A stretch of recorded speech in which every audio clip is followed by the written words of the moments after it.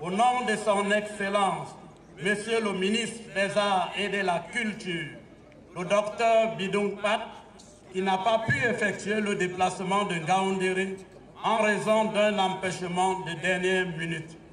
Y faisant suite, permettez-moi de m'acquitter avec humilité d'un agréable devoir de déférence et de gratitude à son Excellence, le docteur Bidung Pat, pour m'avoir chargé de vous délivrer son message. En vous félicitant pour avoir tenu ce pari d'accueillir la 7e étape de cette tournée nationale de la projection du film documentaire Paul Biya, un grand homme d'État au destin prodigieux, œuvre qui retrace les actions marquantes de notre illustre chef de l'État, son Excellence, M. Paul Biya.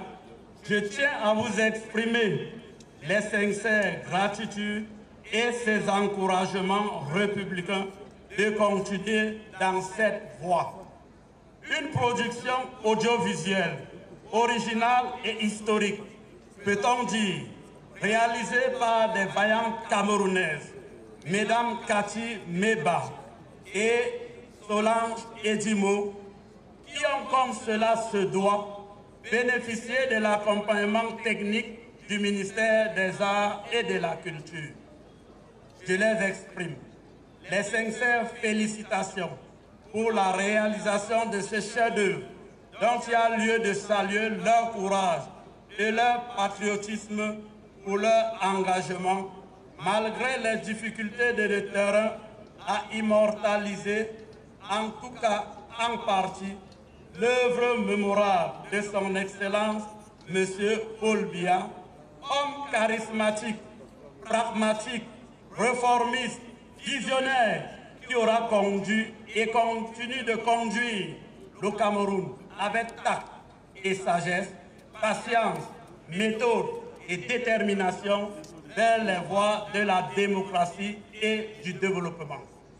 Le film documentaire relève le défi du devoir de mémoire en restituant l'histoire réelle du développement global de notre pays, ce qui justifie l'accompagnement du ministère des Arts et de la Culture. Cet encadrement rentre en étroite ligne de certaines missions des départements de notre département ministériel. Il s'agit, entre autres, de la promotion, du suivi et de la diffusion des œuvres d'art et cinématographiques en relation avec les administrations concernées, de la promotion, de l'encadrement et de l'accompagnement professionnel des artistes et des hommes de culture. Aussi, je salue la collaboration des divers partenaires et autres experts compétents aux travaux qui ont assuré la finalisation de cette œuvre.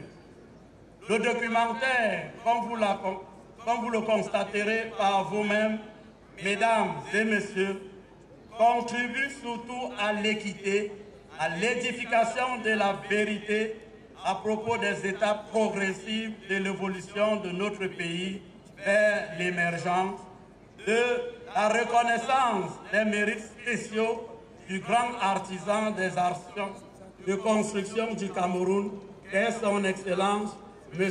Paul Biya, président de la République, chef de l'État. Cette production cinématographique nous honore, nous offre une occasion, autant pour moi, unique de revisiter les moments forts de l'histoire récente de notre pays sous la conduite éclairée de notre grand guide.